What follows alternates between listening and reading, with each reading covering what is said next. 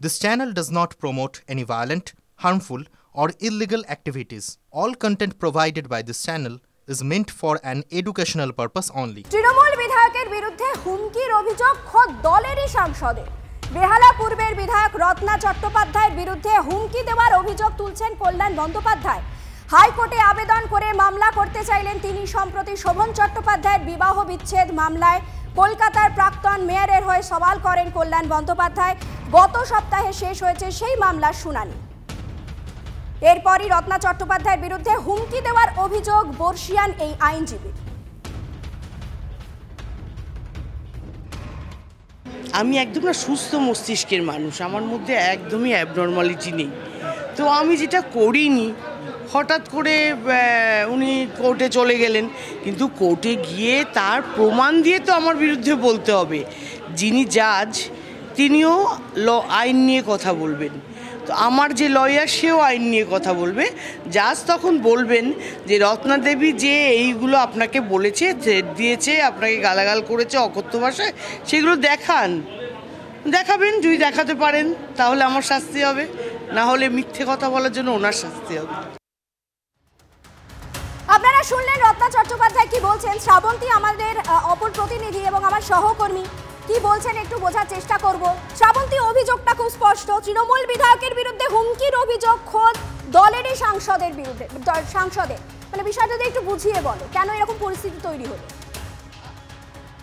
চরিকা বেনজির বললেও বোধহয় কম বলা হয়, তার কারণ এরকম একটা বিষয় আদালত অবধি এলো কেন? প্রথম দিন যখন শোভন চট্টোপাধ্যায় তিনি তার আইনজীবী হিসেবে বর্ষিয়ান কল্যাণ বন্দ্যোপাধ্যায়কে তার সওয়াল করতে দেখা গেছিল, তখনই একটা রাজনৈতিক প্রেক্ষাপট, একাধিক আলোচনা সেটা নিয়ে হয়েছিল।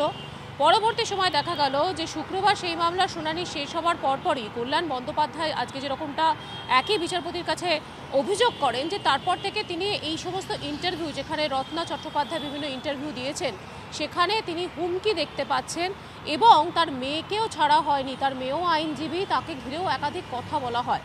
কল্যাণ বন্দ্যোপাধ্যায় স্পষ্ট করেননি ঠিক কীভাবে হুমকি দেওয়া হয়েছে, যদিও বিচারপতির কাছে তিনি বলেন যে তিনি তো শুধুমাত্র তার পেশার তাগিদে একজনের হয়ে মামলা করছিলেন। সেক্ষেত্রে রত্না চট্টোপাধ্যায় কেন আলাদা করে তাকে টার্গেট করলো, এই বিষয়টি তিনি সামনে এনেছিলেন। তিনি আলাদা করে মামলার উল্লেখ করতে চান বিচারপতি হিরণময় চট্টোপাধ্যায়ের কাছে এবং বিচারপতি হিরণময় ভট্টাচার্যের কাছে, এবং তিনি বলেন যে তিনি মামলা দায়ের করতে চান। আজকে তাকে মামলা না করার জন্য বলেন বিচারপতি, এবং একই সঙ্গে তিনি পাল্টা রত্না চট্টোপাধ্যায়ের যিনি আইনজীবী রয়েছেন তাকে বলেন যাবতীয় রেকর্ডিংস তিনি দেখতে চান, ডকুমেন্টস তিনি দেখতে চান।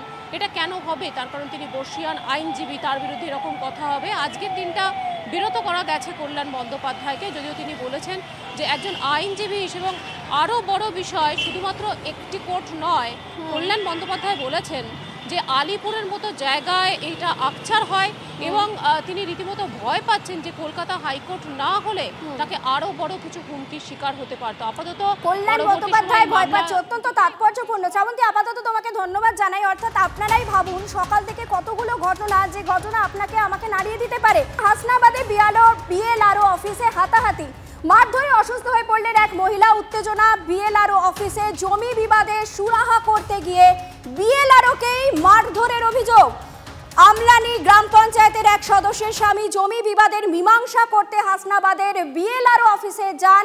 অভিযোগের পরই অফিস থেকে তাদের বের করে দেওয়া হয় এবং মহিলাদের মারধর করা হয়। আরো বিস্তারিত জানবো, আমাদের সঙ্গে রয়েছেন আমাদের প্রতিনিধি দীপঙ্কর। একেবারে বিএলআরও অফিসের মধ্যে হাতাহাতি। দেখো, প্রথমত তোমায় জানাই, জেলা শাসকের দপ্তর থেকে আমরা যতটা জানতে পারছি এখনও পর্যন্ত তাতে ওই রাজেশ দাস, অর্থাৎ যে পঞ্চায়েত সদস্যর স্বামী, তার এবং তার সঙ্গে যারা এসেছিল তাদের বিরুদ্ধে আইনত ব্যবস্থা নেওয়া হবে, অর্থাৎ এফআইআর করা হবে, এমনটা আমরা জেলা শাসকের দপ্তর থেকে জানতে পারছি। দ্বিতীয়ত যে ঘটনা ঘটেছিল সেই ঘটনা হচ্ছে গত 5 তারিখে এই জমি বিবাদকে কেন্দ্র করে একটা বৈঠক ছিল, যে বৈঠকে এই রাজেশ দাসরা অনুপস্থিত ছিলেন। সেই অনুপস্থিত থাকার কারণে যে সিস্টেম আছে, যদি এক পক্ষ অনুপস্থিত থাকে তাহলে যারা উপস্থিত ছিলেন তাদের নামে রেকর্ড হয়ে যাওয়ার সম্ভাবনা তৈরি হয়, সেটা হচ্ছিল এবং সেই বিষয়কেন্দ্রিক মীমাংসার প্রসঙ্গ ছিল। কিন্তু সেখানে হঠাৎ করে এই সঞ্চিতা দাসের স্বামী, পঞ্চায়েত সদস্য, তার স্বামী এবং তার সঙ্গে তাদের বোন এবং তাদের দিদি, তার সঙ্গে আরও প্রায় 7খানেক লোক, এমনটা অভিযোগ করছেন বিএলআরও, তাদের অফিসে ঢুকে যান এবং বিএলআরওকে বেধড়কভাবে মারধর করেন। তার সিসিটিভি ফুটেজে সেই সমস্ত তথ্য চিত্র রয়েছে এবং একই সঙ্গে ওই অফিসে যে সমস্ত মহিলা স্টাফরা ছিলেন তাদেরকেও মারধর করা হয়েছে। এই গোটা বিষয়ের অভিযোগ করা হচ্ছে হাসনাবাদ থানাতে এবং সেখানে থানার যা যা আইনত ব্যবস্থা নেওয়ার সেই ব্যবস্থা নেওয়া হবে, এমনটা এই জেলা শাসক দপ্তর। আপাতত তোমাকে ধন্যবাদ জানাই, তুমিও পরিস্থিতি থেকে নজর রাখো। বিধাননগরে আবারও কাউন্সিলরের দাদাগিরি। সমরেশ চক্রবর্তীর পর এবার বিতর্কে কাউন্সিলর প্রসেনজিৎ নাগ। বিধাননগর পুর নিগমের 9 নম্বর ওয়ার্ডের কাউন্সিলর প্রসেনজিৎ নাগ ওয়ার্ডবাসীর বাড়িতে চড়াও হয়ে মারধর, হুমকির অভিযোগ। পুরনো বিবাদ মেটাতে জুলুমবাজির অভিযোগ কাউন্সিলরের বিরুদ্ধে। মারধর, হুমকির অভিযোগ স্থানীয় বাসিন্দা রতন সাহার। অভিযোগ দায়ের পুলিশে।